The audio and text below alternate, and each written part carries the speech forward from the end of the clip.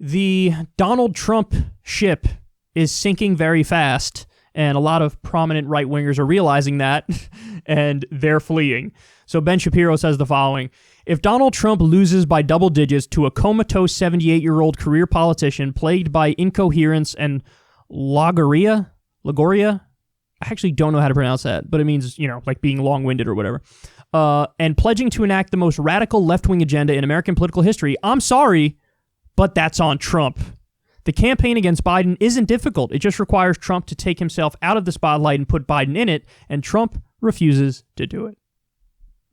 Now, to that last tweet, it really ain't that simple, Ben. It's really not as simple as like, hey, you shut up and let Biden take the spotlight, and then Biden will lose. I agree with him that it would be a closer race in that scenario, but here's the main point. When you're president and you have a pandemic on your watch and what is effectively an economic depression on your watch,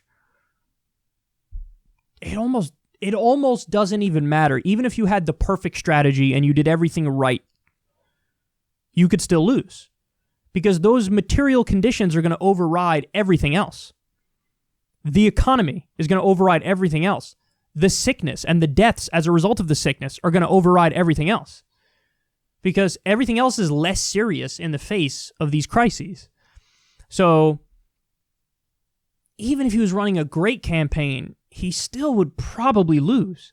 But here we have a situation where he's not running a great campaign and he's got the depression and the pandemic. So that's why these guys are running. Again, this is Ben Shapiro saying this. If Donald Trump loses by double digits to a comatose 78-year-old career politician plagued by incoherence and whatever that word is, I still don't know how to say it, and pledging to enact the most radical left-wing agenda in American political history, I'm sorry, but that's on Trump. By the way, the idea that Biden is promising to enact the most radical left-wing agenda in American history, that's beyond comical. Beyond comical. FDR was way further left. LBJ was further left. Are you kidding me? He's going to be like Bill Clinton and like Obama, which is center-right. Most radical left-wing agenda. Oh, please. He said he's not going to raise taxes on anybody making $400,000 a year or less. Radical left-wing agenda. I wish. He's not going to do Medicare for all. He's not going to do free college. What a goofball. Radical left-wing agenda. But anyway, what Ben is saying is, hey, Trump owns this. It's all on Trump. In a weird way, I'm actually going to slightly disagree with that. It ain't just Trump, Ben. It's Trump, and it's the other Republicans, and it's the right-wing pundits. Like, you all own this, bro. You all own this. You want to know why? Because Donald Trump is the Republican id. That's why.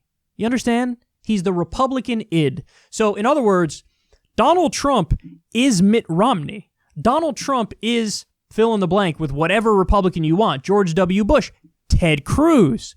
The only difference is Donald Trump also does mean tweets and has no filter. That's the only difference. He tweets in all caps and with exclamation points, and he ruffles people's feathers. He's got zero filter. But policy-wise, he's exactly like every other Republican. And this is the main point of me talking about this, is do not let these weasels wiggle their way out of this. Because what they're going to try to do in a situation where there's a Trump bloodbath and he gets crushed, all the rats are going to flee the ship. And they're going to be like, oh, yeah, no, see, but the thing was, it's not that the right-wing brand is still good. Conservatism is still good. The whole problem was Trump. He's the whole problem.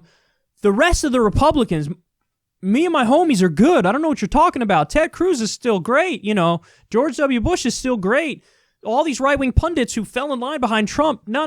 They were really the right ones, and Trump was wrong. And then, they have legitimacy and credibility on their own that's not tied to Trump, so take them seriously.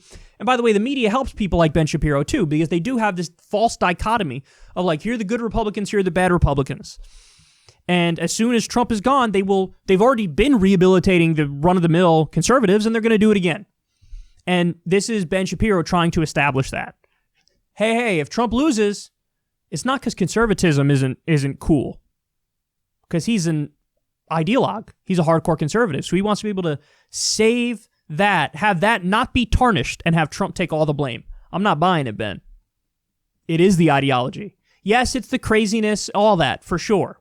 But it's also his ideology, which is deeply unpopular. The fact he's continued the wars. The fact he did the 2017 Republican tax cuts for the rich. See, Ben wants to defend all those things and say just Trump gets all the blame. Weasel. Go down with the ship, dog. Go down with the ship. He senses it's coming, and he doesn't want to do that.